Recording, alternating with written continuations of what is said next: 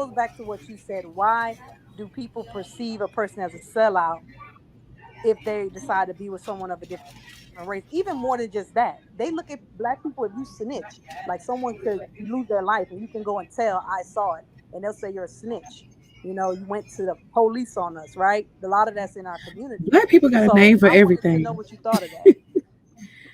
We got a name for everything. And I'm just going to say, I think there's something about us in some cases where we'll find a reason to be mad sometimes, and I think that if we really look at it and peel back the layers, I'm going to play a little bit of the devil's advocate and give two sides of the same coin, because I think on some levels we have an issue with selling out because our genetic code is highly sought after on the planet.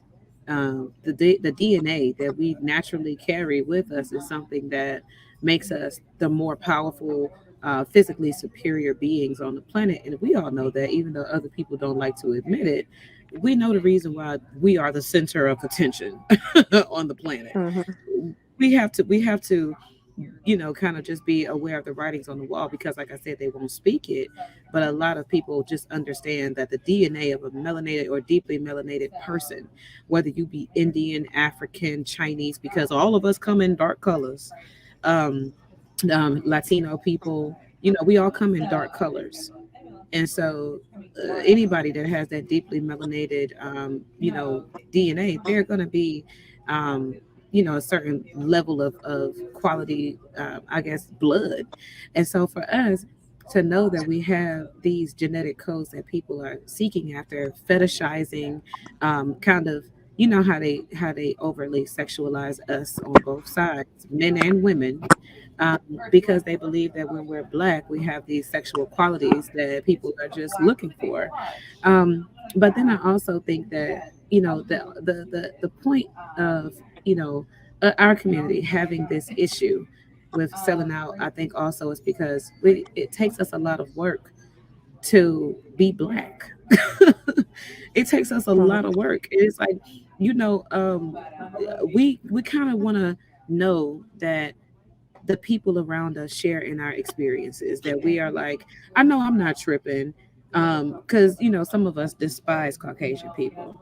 And so I think when we see somebody that doesn't despise Caucasian people, and we like, how can you possibly not hate them? They did this to our ancestors, they're still doing this to us, it's this, it's that, it's that, it's a lot. We have all these burdens that we're actively carrying around because of how we feel we're being treated, because of the advantages we think people have over us. We have all these hangups about it. And so we see somebody that's living free from all that, to the point where you can actually go and procreate, you can marry, you can be friend, you can be this person's friend. How?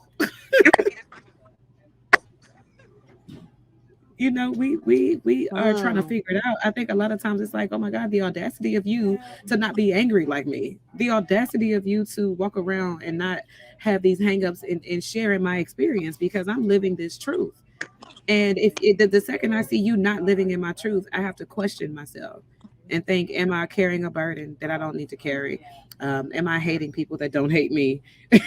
Because there were plenty of Caucasian people that helped Malcolm X and wanted to be a part of the civil rights movement. Plenty of them. I see it in my job also, where a lot of Caucasian people have pure hearts and they will ride for you more than sometimes your own family will. And so, like I said, a lot of times we have to walk around with these convictions when we see this double, duality of reality. We I think sometimes we just want to be mad.